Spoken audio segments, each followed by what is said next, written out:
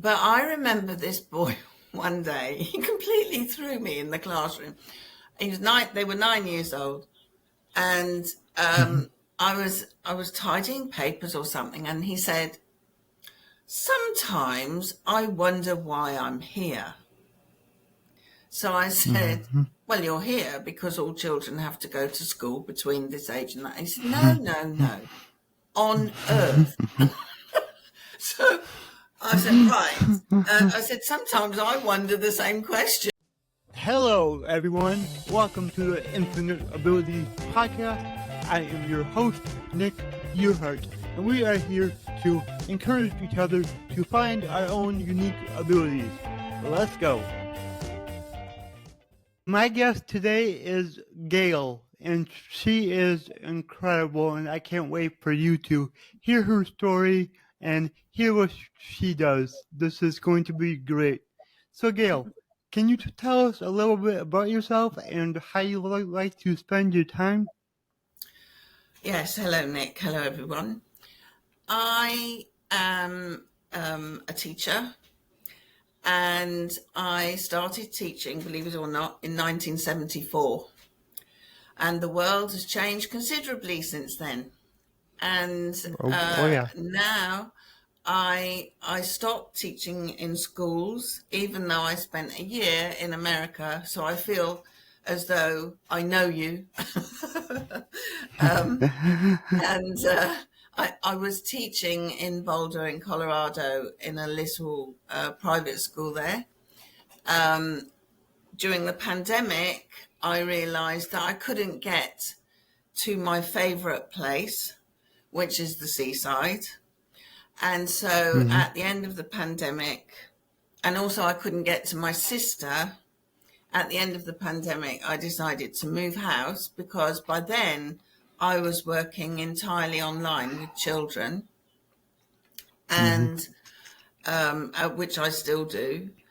And so now I live by the sea, and I love it. I absolutely love it because I can walk. My parents used to live by the sea, and so I saw the sea regularly, even though I lived in London for most of my adult life. Mhm. But now I can go when the people aren't there, and I can walk along the water. I just love it. It's so refreshing.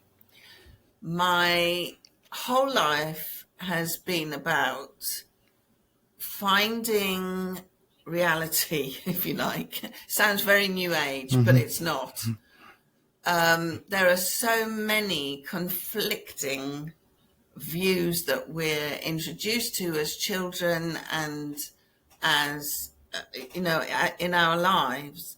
And I wanted to Mhm. know, is there a core that we all operate from? And guess what, there is. And it took a Yep, there long is. time. And partly it was while I was teaching in school, and I was still on my own life journey of trying to work out what am I supposed to be doing with my life. I think it's a question we all Mhm. kind of think, and um, and that led me to look at children in a different way because I see them, every single one of them. And I tell you, Nick, if you saw the variety of children I've worked with in 50 years, from able to not able to intelligent to not Mhm. seemingly very intelligent to having special needs to being super bright to being very wealthy to being very poor. I mean, the whole mix. But the Mhm. one thing that is consistent through all of it is that the parents run into the same issues. And I saw Mhm. that to Yeah. be through the fact that we're all born. I mean, there is dispute about this, but we're all born pretty much the same. We're Mhm. all born Yep. reliant on other people. We're all born not knowing where we are, what day of the week it is, or what our name is. And Mm-hmm. we start our life dependent on other people. And what we don't know is that there is a culture in existence here. And so we have no way of understanding what we're meant to do or how we're meant to be. And we're very quickly introduced to that culture. We're very quickly introduced to the rights and wrongs of the culture here. And so that really, when you ask me, how do I like to spend my time? Walking by the sea, fighting my cat, who's very I know bossy, how that is. very bossy cat. She's a rescue cat. And so, she knows that I feel sorry for her. So she gets her own way. Where I'm sitting now is in my garden. And underneath my garden room, there is a fox with 6 cubs. And I cannot Oh, evict them. really? Yeah, they were so cute when they came out. And now they're just trashing my garden. I think they're teenagers. And most of my time is spent either working or writing or walking by the sea or having coffee with a friend or reading more about this incredible thing we call life that we seem to go through like that. I can't believe that I've been Yep. teaching as long as I have. And I realize that, that they say life's too short. And I wish I'd had what I now know at the beginning. But to help other people, I'm writing what I now know into my books. Because I don't think you need to spend a whole lifetime. That's part of evolution, isn't it? We all do our little bit to educate other people. So that's where I am. Yeah, that's where I am. That's incredible, and your experience in teaching. I can't imagine everything you've seen. That's really awesome. So, what subjects do you teach? Mostly, when I left teaching in school, it was to focus on motivation. What is it that drives a human being? What is it that the last year I was in school, the children came bundling through the door, pushing and shoving, and I'm going to sit here. This was the first day. I'm going to sit here. I want to do this. I want to do that. I want to sit by so-and-so. And I took a breath because I was going to bring them all to order. And I stopped myself. And I decided to wait. And it took 15 minutes. I don't know if you've ever sat for 15 minutes waiting for somebody to notice that you're actually waiting. But it took 15 minutes before somebody said, why hasn't she said anything? What's going on? And I waited until there was absolute silence. And then I said, I'm amazed you did that. Absolutely amazed. I'm your teacher for the next year. Not one of you said good morning. Not one of you asked if it was okay to sit where you're sitting. Not one of you asked if I had anything in mind for you to do. And you just came pushing and shoving and saying where you were going to sit, and as if I didn't exist. Where is your self-respect? And of course, the next day they all stood in a straight line in silence, which wasn't the plan. But it made me think, who teaches self-respect? Who teaches those core things that every life needs? And as you say, I've taught, I think, about 40 different nationalities. I've taught people who don't speak English. And the variety is immense. And sometimes even I pinch myself and think, am I lying? But I'm not. And that core that's in all of us, I think, needs to grow and develop and not be swallowed up by the demands of the culture. So when I teach English, that is my subject, but I'm working on motivation. So I teach it in a different way. If a I child like has that.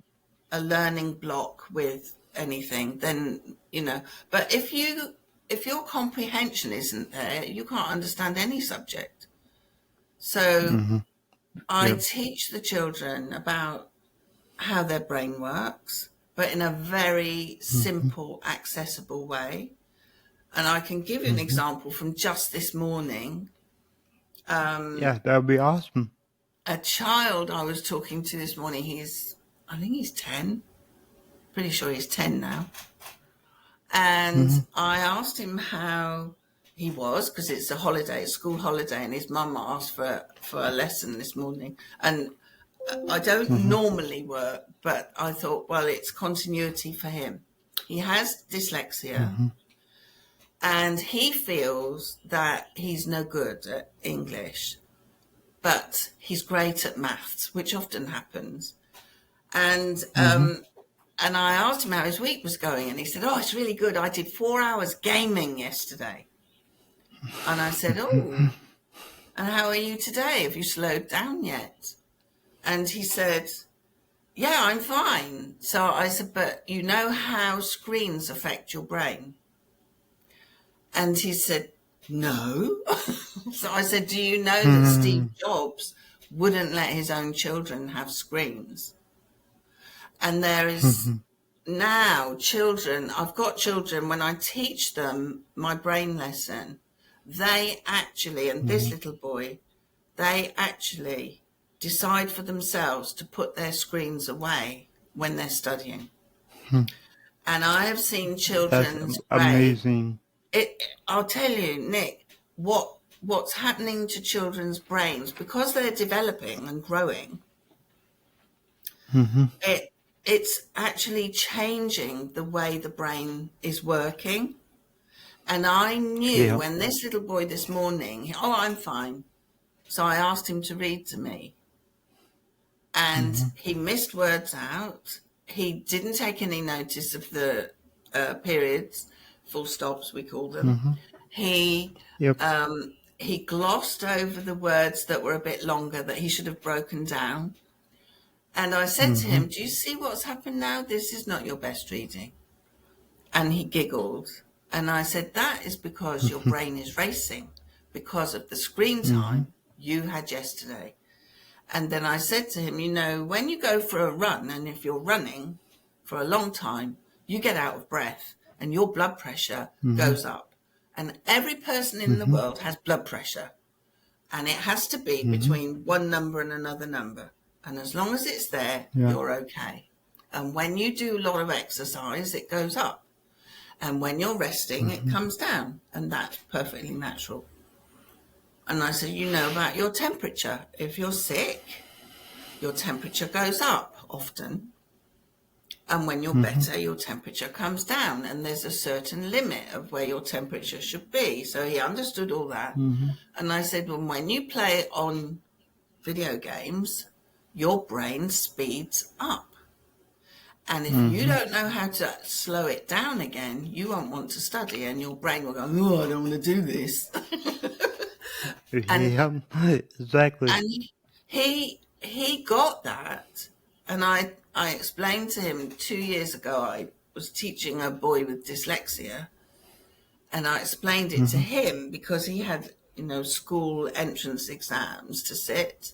And I could see he wasn't making progress. And I said to him, if you keep playing on your Xbox or whatever it was called, I can't remember, what do they call them now? Something 4. There's a lot of different ones. Yeah. If you keep playing on that, you will not be able to retain the information for your exams. And 3 months before the exam, he stopped. And his mother wrote to me and said, I can't believe it, he stopped. And I said, how's the work going? And she said, well, he's really studying now. And it's, there is a natural speed that we work at. There's a natural speed that the brain works at. And when we get, if we look at the number of people in the world who are stressed or ill or trying to self-medicate, as they call it, with alcohol or whatever, then we're looking at some serious problems in the culture. And then Yeah. we expect the children to join in. Only I don't. I am trying to teach the children how to manage themselves in it so that they look at the world as separate from them, full of activities. Some of them are good for you and some of them are not. Some of them will help Yep. you and some of them won't. And that's how I approach it, so that children can understand that not everything in the world is for them, and they don't have to turn themselves into something the world wants, because they are here to develop them. And I'll split it that way. I So, absolutely, I absolutely love that because, like for me, I don't want to be average. I yeah, want to be exceptional. yeah, And the world is all about making everybody average. mm, Well, no. Let's be who we are. Let's do what we want and experience the best quality of life that we can. absolutely. That's more important than anything. But I feel like, especially nowadays, everybody just wants to fit in. Yeah, yeah, But it's like, why? yeah, Why not stand out? Like, be yourself. So that's what I'm all about. I'm all about, standing out. Look at me.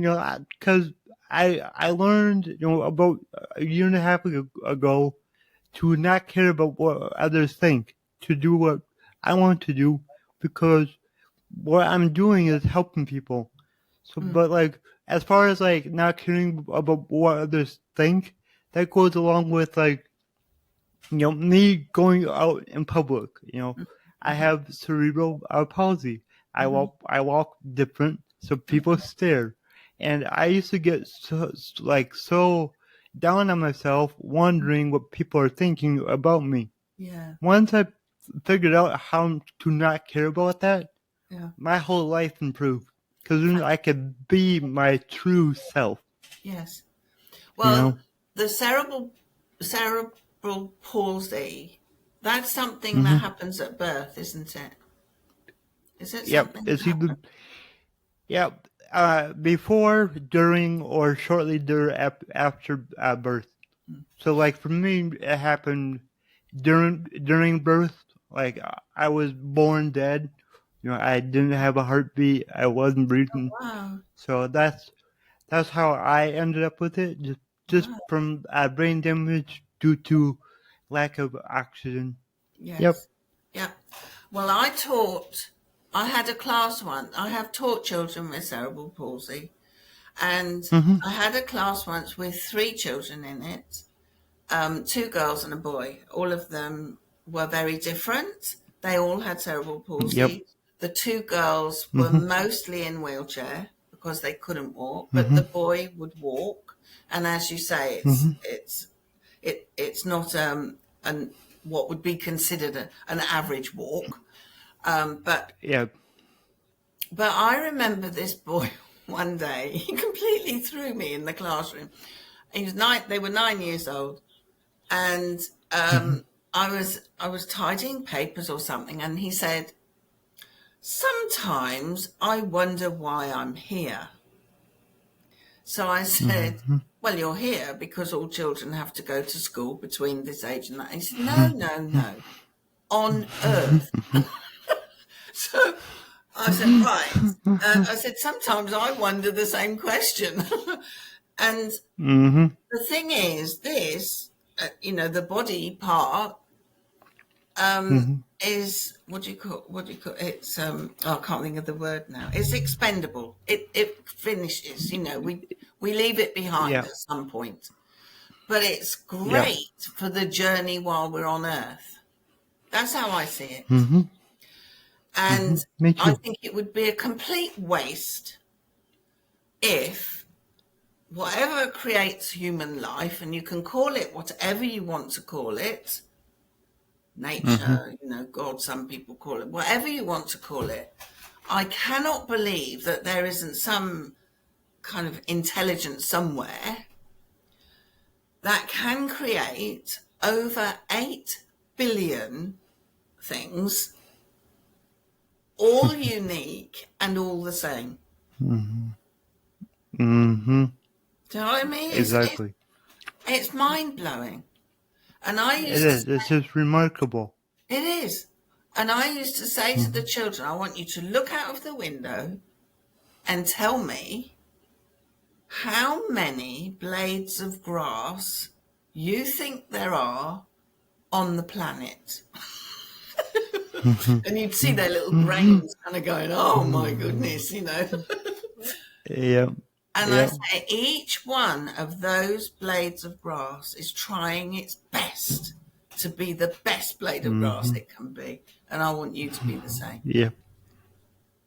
And I love that. I love that. well, but when young children look at the world, do they see people being the best? No. No. I mean, I have conversations with children who are, about they see the distress in the world. They see that people aren't happy. They see, homeless people. They know that it's not safe to go out at night, or, all of the hostility in the world. They see all that. It doesn't matter what you say about what a wonderful world it is when they're seeing that. And the way that I talk to them, I'll say, you can see the world is not a very happy place for people at the moment, but it is changing. And you can be part of that change, but you have to choose. Exactly. And you have to say, I say to them, even very young children, I say, do you want to make the world better or do you want to make it worse? And the little ones, they always say, I want to make it better, I want to make it better. I said, well, start today. Yep. Start, Exactly. Start right now. yeah. And the way to start is to put everything, be the very best that you can be. And they love it because it makes them feel important. And I think Exactly. And that's huge just with any person. If you feel important, you're going to do more. Yeah. That's just as simple as it is. Yeah. So, if you want to feel important, do something so you are important. Yeah. A lot of people just, glide through life just doing the bare minimum. Yeah. And it's like, we need more people to step up and be incredible, Yeah, I agree. It's like people, I don't know what it's like in America at the moment, but here we seem to have developed a culture where people feel someone owes them something, or it's always someone else's fault. It's somebody It's the same else's here. fault. And you think, well, hang on, you're a person. It's not someone else's fault. You can take action. And I think people lose sight of their own capability, actually, which is a consequence of the culture. It's not their fault, And I in all of my books that I write, I put little anecdotes to illustrate the points I'm making. And I remember for myself, when I was, I don't know, 8 or 9 years old, my mother asked me to go along the road to Auntie Melwyn. The only time in my life I've ever come across that name. And she said she told me I could have some of her sweet peas. Do you know what sweet peas are? They're little. They're sort of pink. Yeah. Oh, okay. Yeah, I didn't know that. Yeah, Okay. They're very, very beautiful pastel coloured flowers, and they have a gorgeous scent. So my mother said, go along the road, and she said, you can have some of her sweet peas. So I go along the road, but at that age, I didn't know what sweet peas were. And she gave me some scissors and said, they're at the end of the garden, love. Go down there and help yourself. And I didn't have the confidence to say, I don't know what they are, because the assumption was I knew. So I went down the garden, I used my intelligence, and I picked all her green beans, thinking those must be sweet peas. And of course, when I went back with the beans, everybody looked at the beans and said, what have you done? And started laughing. I said, I thought they were sweet peas. And I That's sometimes, awesome. so, a mother, after a workshop that I did, talking about the way that we need to interpret children's behavior, and instead of thinking that they're all being naughty, start from why are they doing that? What is the cause of that? Because I don't know many children who are deliberately naughty, young children. And I remember one mother telling me this story where we'd had a little workshop with some mums, and a few nights later she was upstairs and she was bathing the baby. And she heard her 8-year-old son call up, the milk has spilt all over the kitchen. And she said, for once, I didn't tell him off. I went downstairs to see what had happened. And he was trying to help her by giving his little brother a glass of milk. And she said, I couldn't tell him off because he'd spilt the milk everywhere. And if this conversation changes one little thing for a child, any child or another human being, then I think that's a fantastic job done. It is. And that reminds me of a story my mom told me. So I was like 5 or 6 years old, and I woke up before my mom, and I wanted cereal. Right. So I found the cereal. It was Cheerios. And instead of using a bowl, I apparently just dumped the Cheerios on the floor in the kitchen. And then I got the milk and did the same thing. And my mom woke up to me eating the Cheerios and the milk on the floor. So yeah, that's awesome. But I know another child who wanted a drink. She wanted some warm milk. And she hadn't she didn't know how to do that. There was nobody around. So she filled the kettle. Yep. She filled the kettle with milk. And of course, after that, everybody's tea was tasting very strange. And we're very fussy about our tea in England. That's awesome. So they had to buy a new kettle because she had boiled the milk in the kettle instead of water. So, I love the way, I think children are super, super intelligent, but we don't always acknowledge that. And actually, one of the things that I've written in this new book, children don't know what a silly question is. And so when they're told they've asked a silly question, their self-esteem shrinks and their confidence shrinks. And very quickly, young children stop asking questions altogether. And then they accept what is given to them as this is how it is. But don't we all want it to be a bit different? Don't we want it all to be a happier place? I know I do. Yeah. Me too. Yeah. So, all right. So I would love to know if you could give a parent one very important piece of advice for their young children, like what to do with them or anything, what would that be? whew. One very important. I think I've got lots of very important bits of advice. I'm sure you do. I think one very important bit of advice I would give is to remember that your child is an example of the most intelligent, the most creative, and the most sensitive form of life on earth, and that they need your guidance in how to navigate the world. So boundaries are important. If your children are acting up, it's because they don't feel safe. And children want to feel secure. So, and parents make this mistake.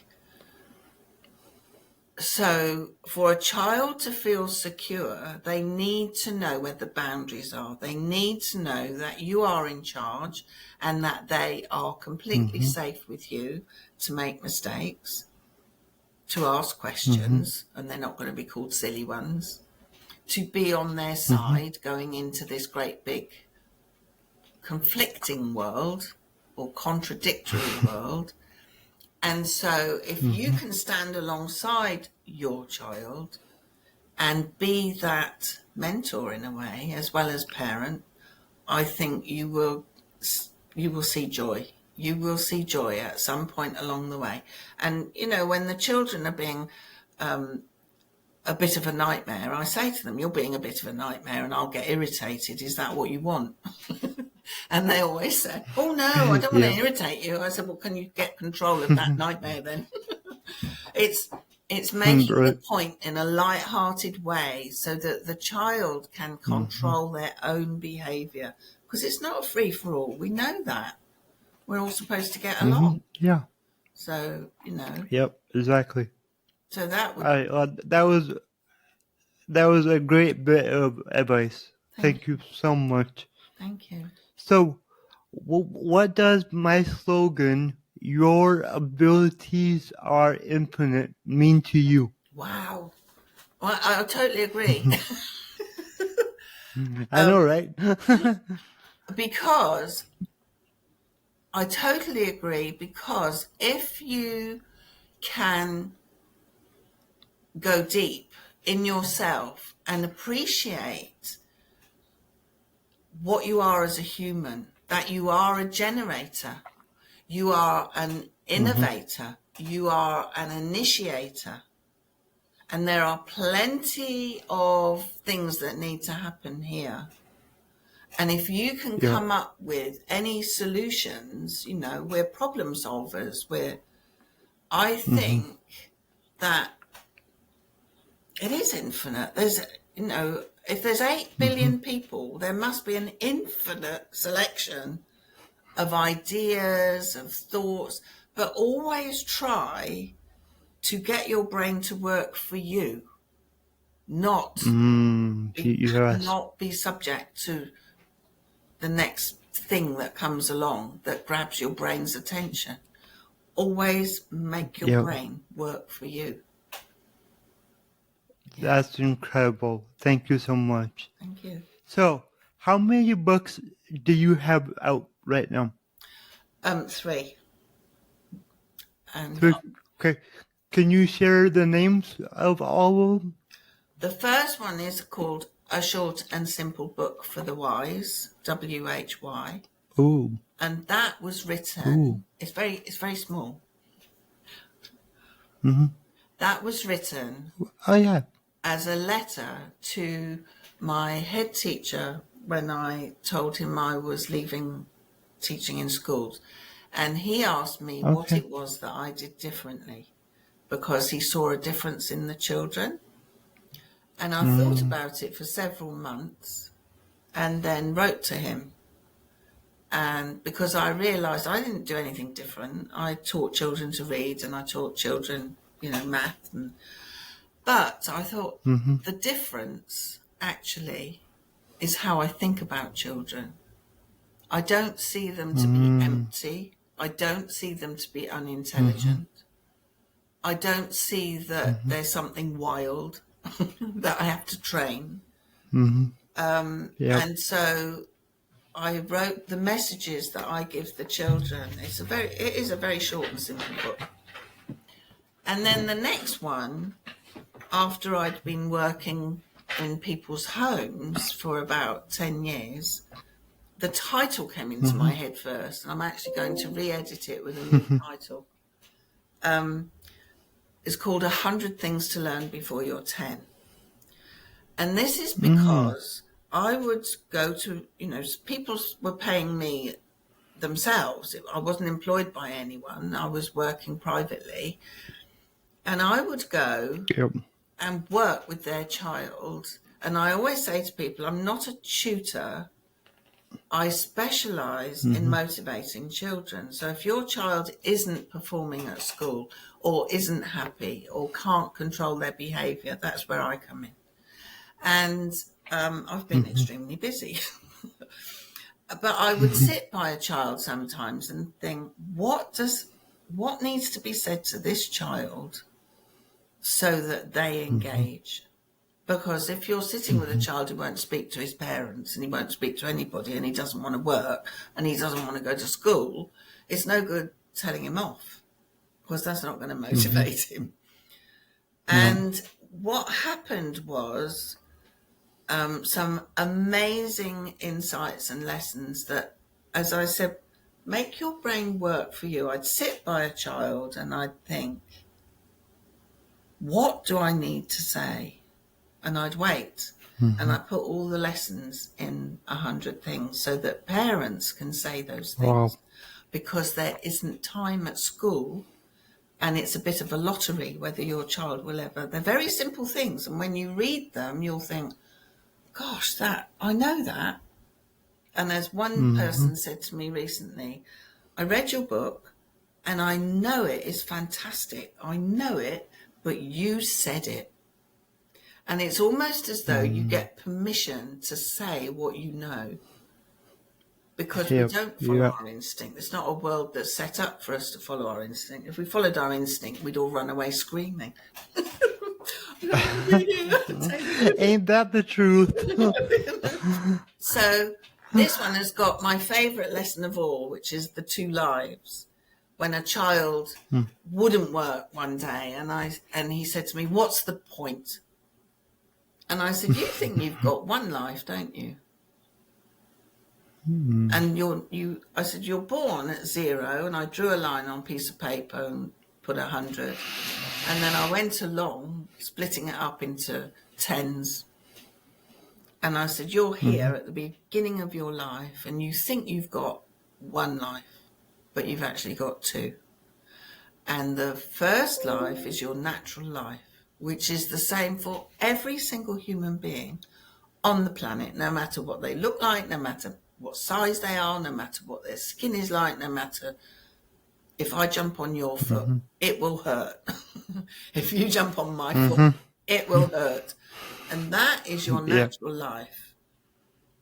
And your job is to grow and develop to be the best you can be. And if you look in nature, you will see everything that is trying as hard as it can to be the best it can be.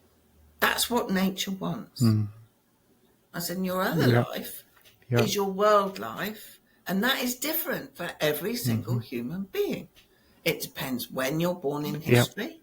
It depends where you are on the planet. It depends who your parents are, And I said, your job actually is to develop your natural life by using your world life to choose the things to help you grow. And he started doing his work. Job done. That's amazing. And I thought That's so awesome to hear it, So I wrote it.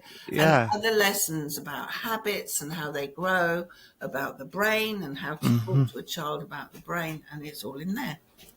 And then Wow. that one, I love that book.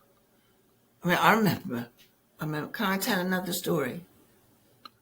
Of course, go ahead. I was teaching a boy who was at a very good school in London, and I wanted to see how well his brain was processing information when he was listening. Mm-hmm. And so I said a sentence, something like, I put my jacket on and I went outside to play. And I said to him beforehand, I want you to say exactly what I'm going to say to you. I want you to repeat it back to me. I put my jacket on and I went out to play. So first time he said, I got my coat. I got my coat and I went out. So I said, no, I'll say it again. Put my jacket on and I went out to play. So he said, I wanted to go out. And we went through this procedure. After about 4 or 5 attempts, he started to giggle because he realised he wasn't in control of it as much as he thought. And it took 9 times. And there's just him and me in the room. It took 9 times before he could actually focus and repeat it back to me. When I left the room, his father saw me upstairs and he said, I would never have believed that if I hadn't heard it. I didn't know he was outside listening. And he said, I would never have believed that if I hadn't heard it with my own ears. And he said, I'm paying all this money for his education and he's not listening. And it was a whole lesson that I then did with him on listening. Anyway, the stories are all in there. And then just recently, I decided I needed to make something even clearer for parents. And there is a core of skills that everyone needs, no matter what their age, for learning and for life. And so I wrote another book, which has just been published, called Making the Pennies Drop. And this is, again, full of stories. And it talks about the skills we all need and how parents can have a lot of fun teaching them to their children. Because I use a lot of games and I say to the child, we're going to play this game, but we're not going to play by those rules. We're going to play by my rules. And the skill that we're trying to develop is to make your brain process a little quicker for when you do mental maths. And when a child knows what it's learning, it can focus on it. No, if you are not told what this button is for, you can't use it. So I tell children, this is what we're going to focus on. This is going to teach your brain X, Y, Z. And now I've put it into these books so that parents can use them as well. That's amazing. And I'm so, I want to learn more because, I don't have children myself, but I have a lot of family, a lot of kids around me. So are all your books on Amazon? They are. Yeah, they are. Good, because I'm going to go order all of them.